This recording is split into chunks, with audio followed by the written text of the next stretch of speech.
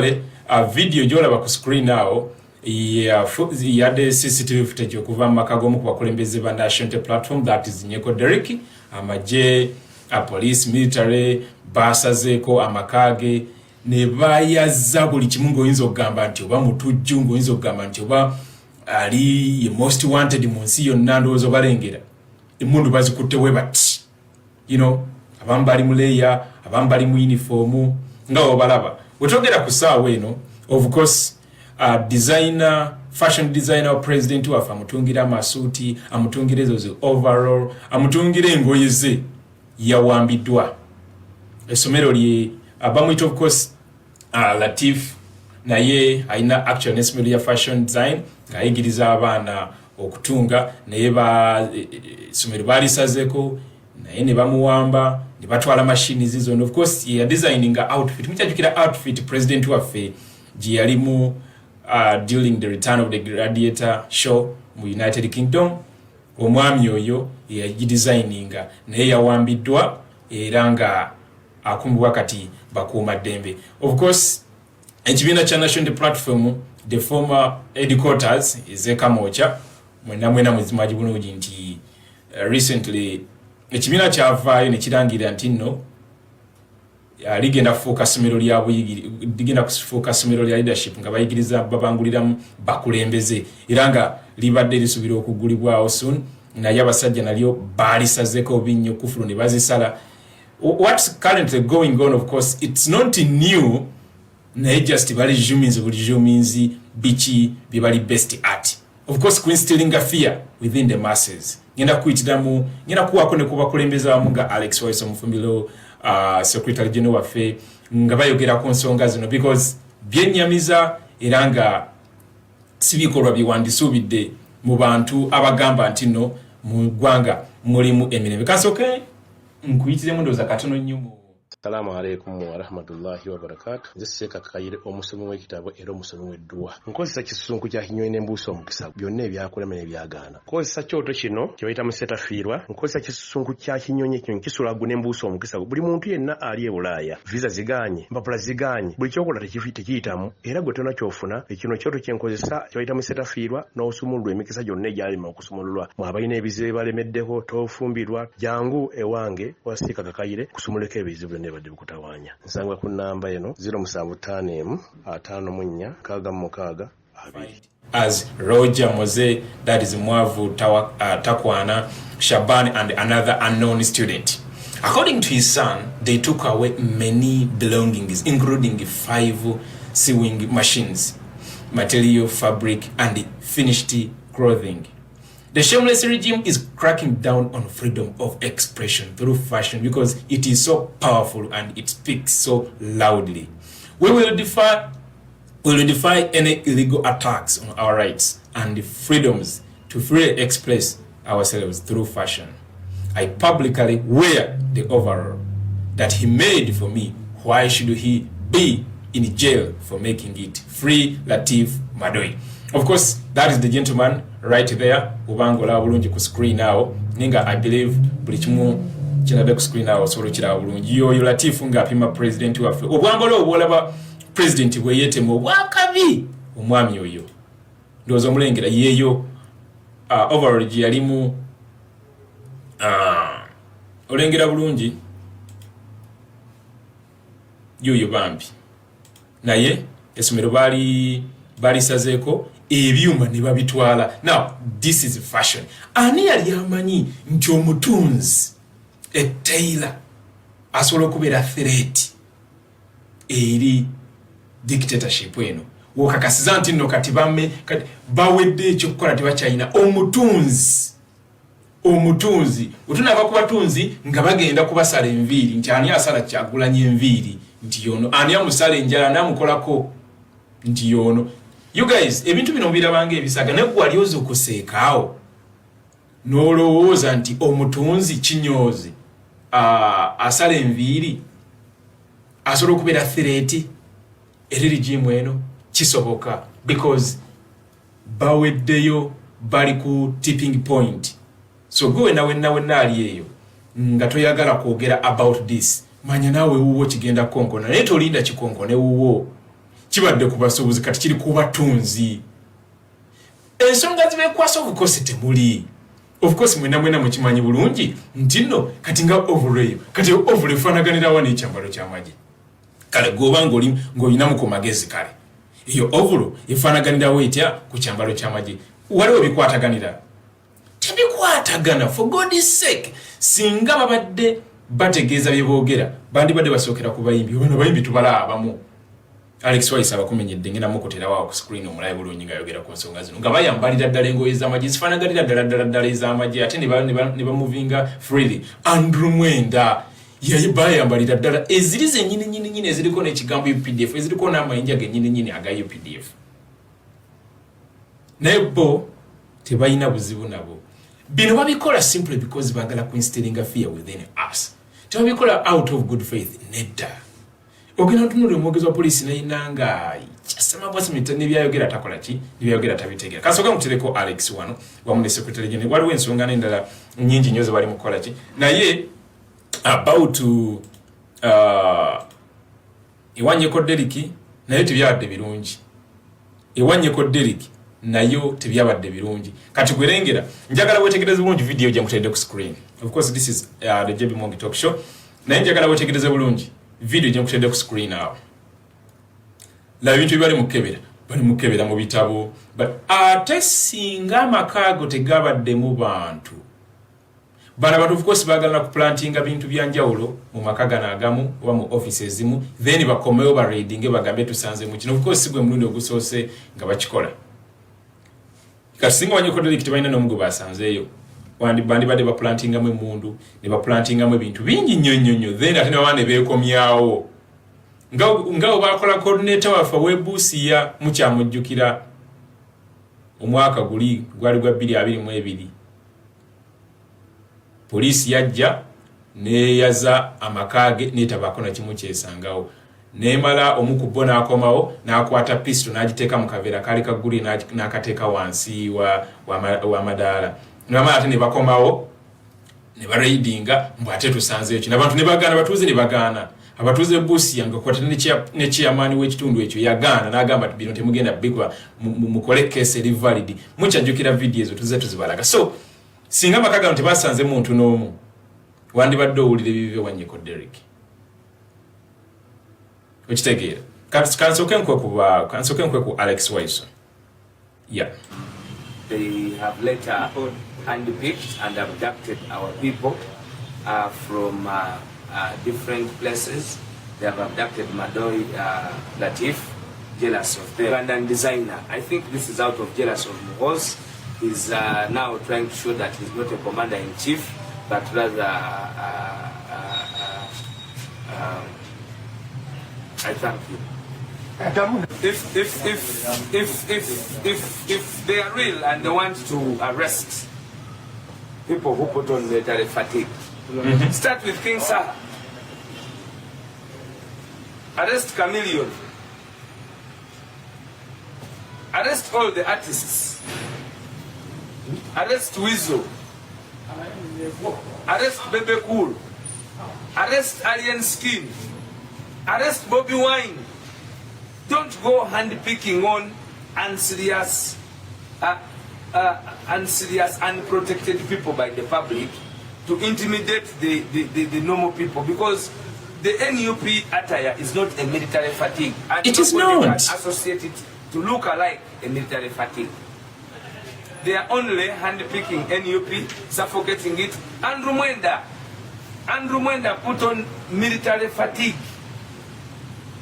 Andrew Mwenda put on military fatigue. Real military fatigue, but because he is a friend with the commander of the armed forces, that is acceptable. Our members of parliament of the NRA, they put on military fatigue.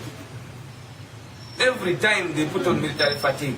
So the arrest of our people is simply to intimidate them. I have seen NRM fatigue. That looks like, that is a true copycat of our fatigue. Yeah. Most of our fatigue has been confiscated by the police. It is unaccounted for. In fact, in most cases, dubious acts have been done by the police, putting on our fatigue. We are aware of this. So this is all a campaign to intimidate the revolutionary voices, to intimidate Ugandans from expressing their disgust of this rotten regime. Now they are fighting clothes, like they are fighting voices, like they are fighting everything that is prophesying doom for their natural collapse, finally. Tamanyi abatali ba member waffe zibatwala mukakiiko k'ebyokulonda nga of course nga bwe bazze bakola yembibi tusangayo ne bana abakulu abaali bagenda.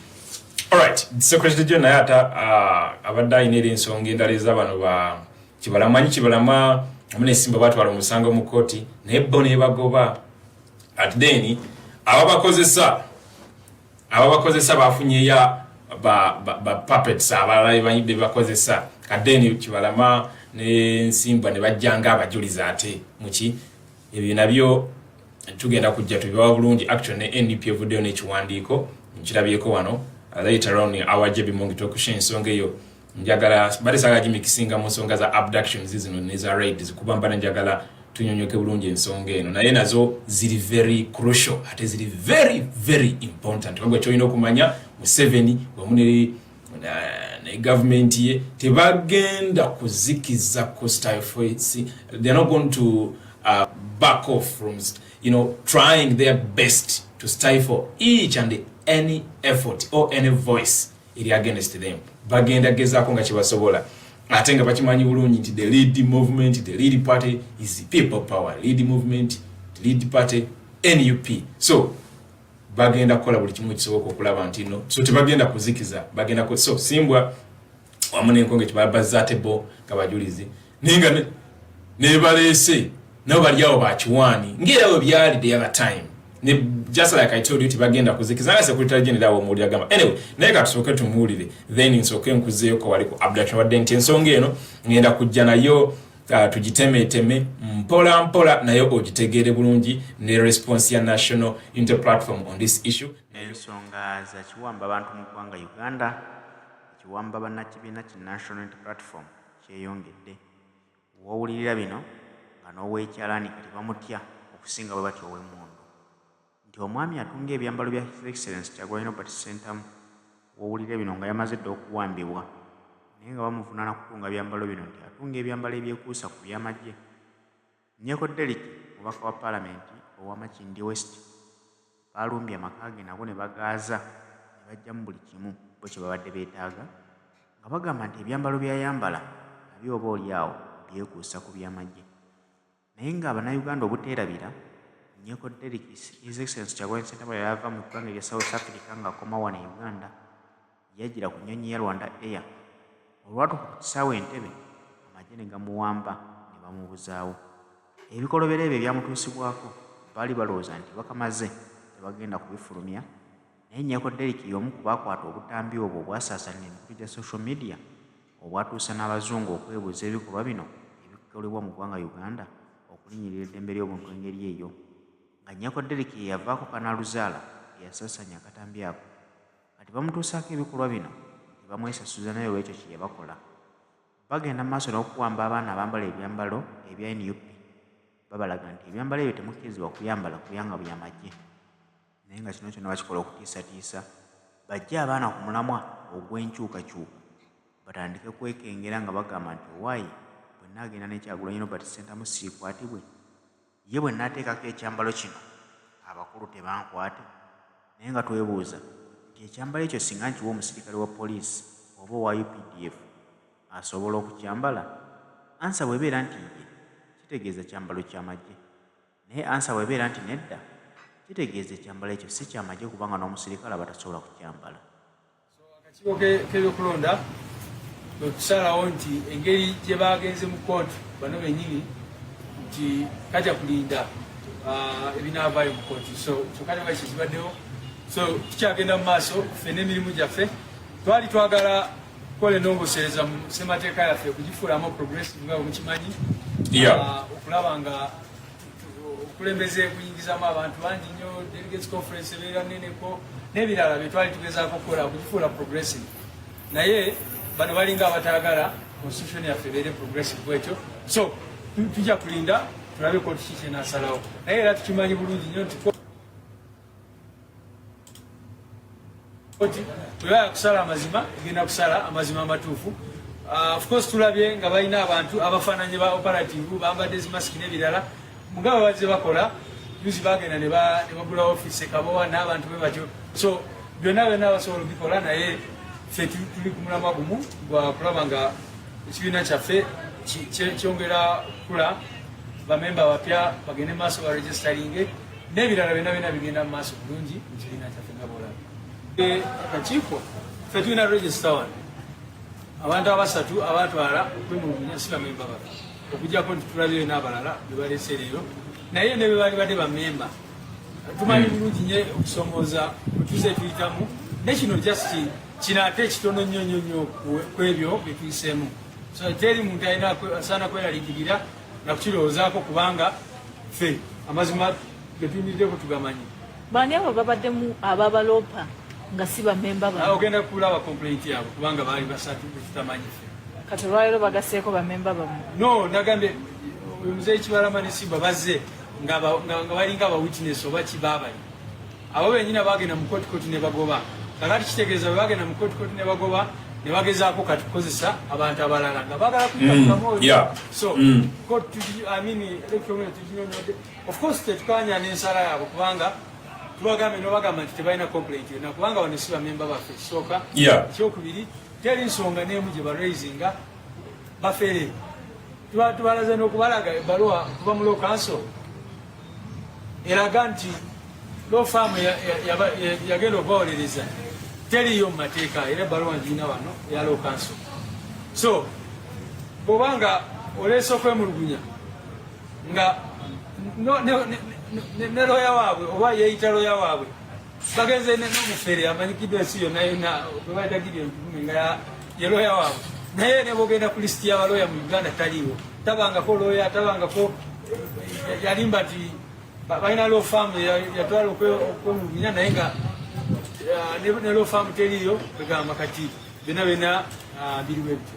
Okay, Bruce, in English. Tell us about the meeting that you held with the Electoral Commission. What was very... We went and met with the Electoral Commission this morning, and they were responding to a document which they call a complaint, claiming of some people who we don't even know. I was seeing those for the first time today. They are not in our register, both the register which Kibalama handed over to us, and the one we have since developed as a party. So they claim to be members, which they are not. And we contested that. But most importantly, their complaint raises no issue whatsoever. And even there are some other basics, you know. These are people who pretended that they were being represented by a law firm, which does not exist. I wrote to the law council to say, does this law firm exist on your books? And the law council responded that law firm is not there. The man who was apparently representing them, called Gideon Tugume, has never been a lawyer, he's never been an advocate.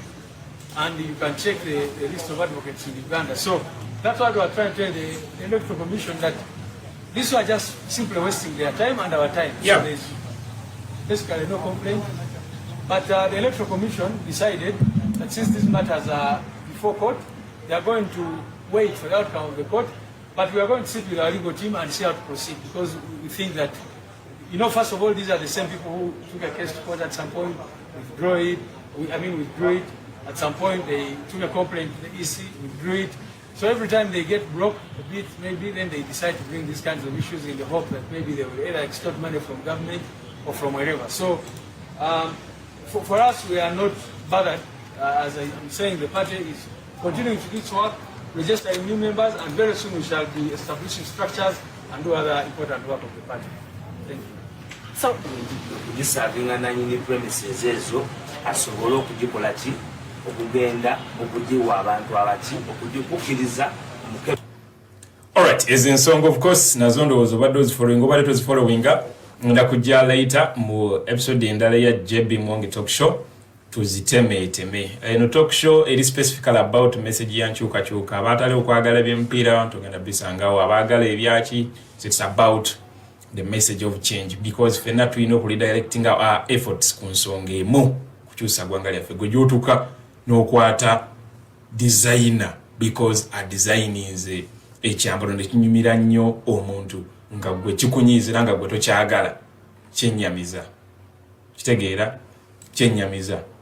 Nkugambye omwami ono nga omulaba ku screen yatungira president waffe engoye ezo nga olaba overall eyo yagitunga, naye yakwatiddwa yuuyo makkati awo omulaba nga omulaba awo Latif Madoyi oyo wano ngali mumupimako bulungi, naye yawambiddwa, ebyuma bye ne bitwalibwa nga wamanyi swing machines ez'amasannyalaze za manual ezitwalibwa. Nkugambye excuse gye bateekawo teyina naweekwataganira, because if you are to interpret the law, etteeka eririwo stipulated mu constitution yaffe ligamba toyina kwambala lugwe lw'amagye oba kuteekako ezo zibaaji zaabwe ku kyambalo kyonna kyonna ky'obeera oyambadde. Njagala mbuuze gwe ng'omuntu owa bulijjo, kale ng'olina amagezi bulungi nnyo nga sigamba nti obali wamu abasiru, w'otunuulira ekyambalo president waffe kyambadde kyefaananyirizaako ekya UPDF tebirina wadde nawe bikwataganira yadde naye olw'ensonga nti nno buli kimu ekya NUP, buli kimu ekya people power, it is a threat to them. Akakofiira, it is a threat to them. A t-shirt ya red, it is a threat to them. Ekyambalo wambalo overall, it is a threat to them. Empalo bupale ya red, it is anything echi red, it is a threat to them. Bakirabanga ekintu ekisobola okujjako mu 7. Ate nga leero lennyini kiba kirungi n'okola ekintu ekituufu, then omuntu n'omuleka n'akola ki neerabisa n'akola amanyange era n'akola ebintu ebitali mu magezi. Naye all we can do is to continue okudemandinga for the release of these innocent people, because obutunzi si musango. Waiswa gambye okay mukwate his excellency Bobi Wine, kirwa kisimukuwa ne mu Luganda version nimukamukwe mu Luganda version biri mateeka naye basoose ne bawamba ekitundu, bamaze okuwamba ekitundu ne bakisalako kyonna n'amagye n'SFC ne poliisi ne basala geti z'ekitebe, abamu ne bamenya amateeka ne babuuka enkola y'ekikomanda eyo Somalia, ne bagwa mu kitebe ne bamenya ne batimbulula ebipande, kubanga kati ekyo kikulaga omwoyo gw'okwonoona. Ne batimbulula ebipande ne batwala tebalina kye basanzeewo okujjako okutimbululayo ebipande bye batimbuluddeyo n'okukwata omwana gwe tukolerawo kati gwe bakyaginze electoral fraud, gwe bakyaginze electronic fraud, kyokka nga bamutegedde nti is a caretaker of the premises of the National Unity Platform Leadership Institute. Tebakomye awo ne bamwita Killer Weeks, tebakomye awo bakutte omwami gwe bayita Bukenya. Oyo Kenya bamukutte n'ebimu ku commodities z'ekibiina zeyabadde aleeta ku kibiina. Bakutte Madoyi Latif. Bono Madoyi Latif is an international award. Uganda is the first Ugandan international award winning fashion designer. Era alina essomero erya fashion design eryeyigiriza abaana emirimu egy'emikono egy'okuyiga okutunga. Balumbye essomero lye ne baliwamba naye mu nkola ey'obumenyi bw'amateeka, ne bamuwamba ye ne bamutwala ne batwala ebyuma ebyalaani bye. Tebamala okutwala ebyalaani 5 n'abaana ababaddewo nga basoma 5 nabo ne bawambibwa ne batwalibwa. Kakati ekyo kikulaga muli baloni guns n'abalala ne materials zaabwe ne bakwata abantu bangi nnyo. Ne wano tulinawo edduuka mu Wandegeya nalyo ne bagenda ne balimenya ne bajjamu ebintu ne bakwata n'abaana baabwe. So kya buswavu nti ebyambalo bya National Unity Platform oli ayagala okukkiriza bannayuganda nti tebamanyi bwe bifaanana. Tewaliwo kyambalo kimanyiddwa nga kyambalo kya National Unity Platform. Olaba naffe abantu fesezi zaffe ne bwe tugezaako okuzikweka mu biseera byaffe eby'eddembe era amafolo gye bagiraba ate olw'ekyambalo. Naye eyo enkola ey'okutiisatiisa ey'okukakkanya bw'oba ogamba nti okwata bambala byambalo by'amagye ab'emakindi, kwata buli gw'olaba nti ayambala ebyambalo by'amagye. Waliwo n'abambala ebyambalo ebisinga bino ebya National Unity Platform nga bya ddala. Waliwo abambala camouflage nga wa ddala. Kwata Kingisa, kwata Chameleon, kwata Alien Skin, kwata Bobi Wine. Kwata Bobi Wine. Ne kati ekikwasiza Latif kwe kubanga yatungira Bobi Wine ekyambalo n'okugyawo NUP, kubanga Andrew Mwenda yakyambala ekyambalo kyennyini n'agenda n'okwegeza mu kuvuga ennyonyi y'amagye ga Uganda ennwanyi, naye ng'ali abikola mu bumenyi bw'amateeka ne munnamagye wa Uganda.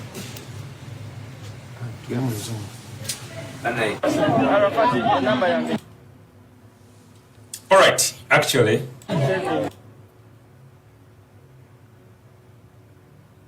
ne message eno ya president kanjitiseewo ddala mwena mukimanyi bulungi nti muganda waffe Faustin Masaba akyali mu kkomera ate nga yafabricating bwako ebisango ebitayinaako mutwe n'amagulu. I always remind you, bambi temulekeraawo kubanja muganda waffe Faustin Masaba.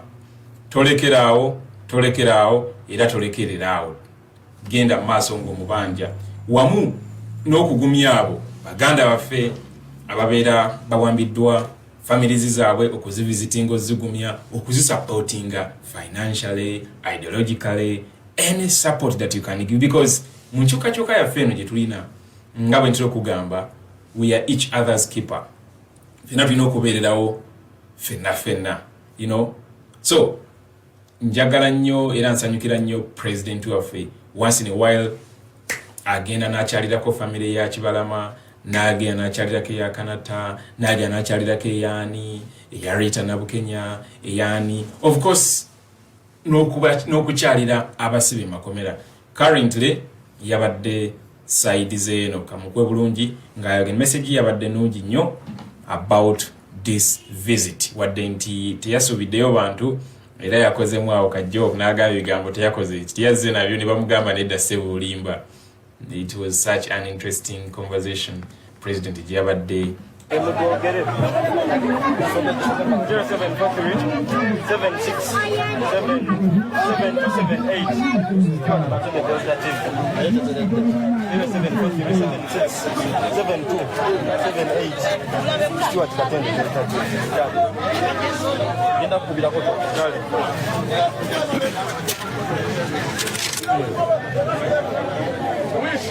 Bazze byaffe byakasirise twabadde tuze kukyalira ku mama Sempijja.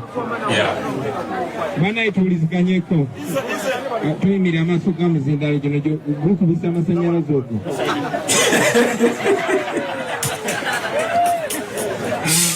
Bannange mwena mumanyi nti muganda waffe Sempijja Yuda yali abeera wano. Abasajja ba Museveni bajja wano ne bamuwamba ekiro ne bamubuzaawo. Chairman yatunyonyola ekyaliwo nga bamuwamba. Kati emyaka gigenda mu 3 talabikako. Ziyeka n'abalala bangi nnyo Bakanada Muhammadi, Bakibalama, Badamulira n'abalala. Bakanata n'abalala. Kyetusobola okukola okusigala nga tugumya maama ono ne mwannyinaffe ono n'obutapowa okunoonya muganda waffe. Bannanga bwe betumanyiiko be batono naye abantu bangi nnyo ababuziddwawo nga tebalina musango. Omusango gwabwe gwali gwakubagira Kyagulanyi. Bolivia Lutaya bali mu kkomera, omusango gwabwe gwakwambala nkofiira eno nga gye nyambadde essaawa zino. Bali mu kulumba amaka g'abantu, Designer Latifu bamusibye, Ronnie Guns bamusibye, n'abalala bangi babasibye nga babalanga nkofiira zino ze nyambadde. nga babalanga kutunga ngoye nze zenyambala kikulaga nti batya amazima tubolaba buli muntu njagala tumutekeko ettaala naye mubeere nga mulabanga Bobi Wine buli omu afuuke Bobi Wine buli omu asobole okubeera safe. Banaye tewali ali bulungi okujjako nga ffenna tuli bulungi, tewali alina ddembe okujjako nga ffenna tulina, tewali alina kubeera mu ddembe okujjako nga ffenna tuli bulungi.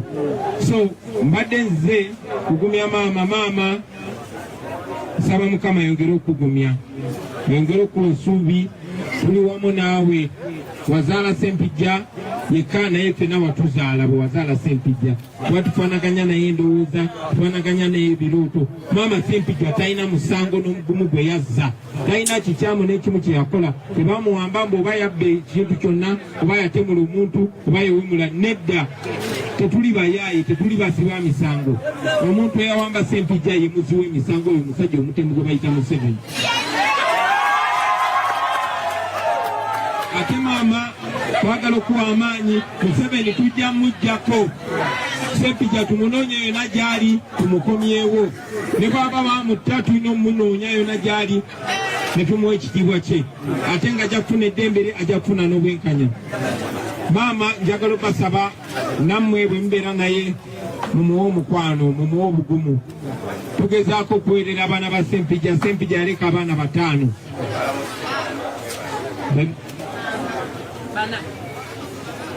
Mwannyinaze ngambye nti abaana 5, wali abalala abato naye 2 bo bali mu ssomero. Tufuba obbaweerera, tufuba okulaba nga famire zaabwe tuzibeereramu, naye tekimala. Titwagala bakomyewo muganda waffe abeere ne famire ye asobole okulabirira abaana baabwe. Banaye ndowooza amaze obbabuuzaako, kati muleke ebirala mbigambe maama kiwekiri. Hidako, mumwagala na kapera.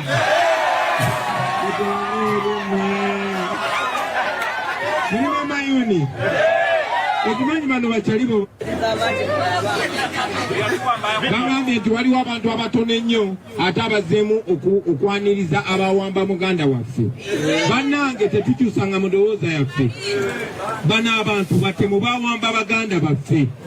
Mu abantu bano mulekeraawo enkwe. Omuntu tasobola kujja n'awamba abantu bonna ate abantu bo ate ne weekulubesa naye. Mulire, nze sigenda babulya kyakola naye kyokkolera abantu abo mukimanyi. Bw'oba weekulubesa n'abantu abo ekitegeeza naawe oli mutemu. Mumanyi abaana bawano bameka bali mu makomera bali ekitali abaabuzibwawo. So abantu abeekulubesa n'abantu abo temunninda nze kujja babalaga. Mubalabanga ne bw'aba yeefudde nga ffe, ne bw'aba yambala nkofiira ng'eno naye nga yeekulubesa n'abantu abo, oyo mulabe waabwe. Wamawulira bali mu Uganda yaffe bajja n'amagato gaabwe n'omusato gwali buyulise ku migongo. Abamumonde waffe bali bagaza ate n'amataka gaffe nete bali twaziika abantu baffe bajja kati bawamba baana baffe babatiisatiisa nti buli ayogera amazima naye bakusirikirawo.